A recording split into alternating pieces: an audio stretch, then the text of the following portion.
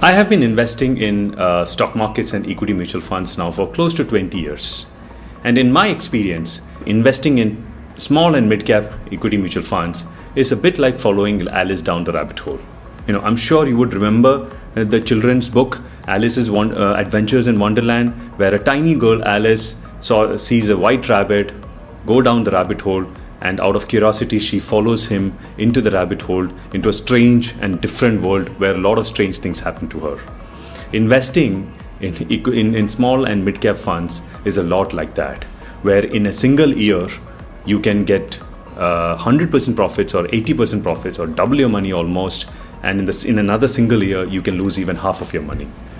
So you need to, it's a very different world. It's highly unpredictable. It can be exciting. A lot of strange things can happen. And in this video, I'll give you 3 tips which will come in handy when you invest in small and mid-cap equity mutual funds. But first, the basics. What are mid-cap mutual funds and what are small-cap mutual funds? Mid-cap mutual funds need to invest 65%, minimum 65% of their corpus into mid-cap shares. And mid-cap shares are basically medium-sized companies. Technically speaking, as per SEBI, if you rank all the companies listed in India today in terms of their market value, mid-cap companies are those companies which will rank from 101 onwards till 250. Likewise, small-cap mutual funds need to invest again minimum 65% into small-cap stocks, and small-cap stocks are those stocks which rank in terms of market value 251 and below. So this is basically mid-cap and small-cap equity mutual funds. Now, why did I say that in a single year, small-cap funds and mid-cap funds are capable of giving massive volatility? You need to understand the basics of that as well. If you look at a small-cap fund, small-cap stock, the evolution, the journey of a small-cap stock is to start as a small 1% company or a partnership company, and over the course of its life to evolve and become a mid or a large cap. And when this happens, massive amount of wealth creation happens because the companies would have probably grown their profits 100 or 1,000 times in the process. So every investor investing in a small and mid-cap space is looking for that small cap stock which is able to grow its profit hundreds of 1,000 times, and in the process create a massive wealth for the investor.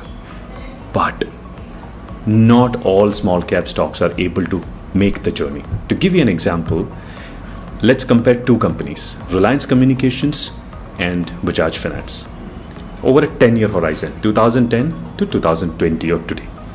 In 2010, Reliance Communications share price was around 300 levels. Do you know what it is today? 3 rupees. Bajaj Finance in 2010 had share price less than 50 rupees. Do you know what the price is today is? 5,000 rupees plus. Now, this is a classic example of the dangers and the risks and the return that awaits a small cap investor. So when you invest in mid and small cap space, you have to be prepared for a highly volatile ride because we don't know which companies are eventually going to make the cut. Also, another reason why small and mid-cap mutual funds are volatile is because these companies are small. So they don't have as many investors or as much of market value as the bigger large cap large cap stocks. And if you look at the large cap space, you will find a lot of international investors investing in them. Whereas in small cap stocks, there aren't too many international investors coming into it. It's largely local investors, and hence, depending on the sentiment, when markets are bad, because you don't have a diverse pool of investors, the share price typically falls more than large cap stocks.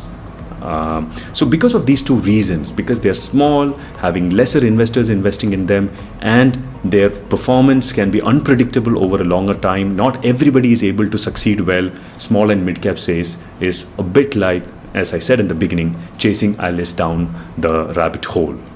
And now we will give you 3 tips to remember when you invest in small and mid-cap equity mutual funds.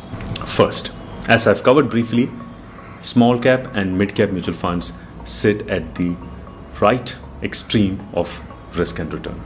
They are highly risky and they can be highly remunerative.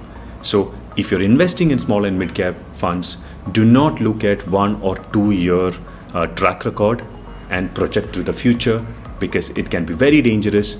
Your returns can highly suffer because if you look at a year such as 21, when small and mid cap mutual funds would have given you 60-70% return, do not get carried away by that. They are fully capable of losing over 50%. Just to give you an example, during COVID, small and mid cap mutual funds had fallen by close to 50% in a matter of 2 or 3 months. Okay, so be very careful. They're highly risky, they're highly volatile. That's tip number 1. Tip number 2. Even if you were to decide to invest in small and mid cap mutual funds, you need to understand that you have to have the ability to pick the right fund. Because in the same category, the variation in performance of one fund with the other fund is very high. Let me explain with an example. Let's take the large cap category. In the large cap category, if you take all the 30 or 40 funds sitting in large cap category, you will find that most of the funds sit in the range of plus minus 3 or 4%, which basically means if you take the average, 70% of the funds, the difference in performance can't be more than 4 to 5%, one fund versus the other. But in a small and mid cap space, this difference of plus minus 4% goes to plus minus 10%. That means the best performer and the worst performer, the difference can be as high as 20%.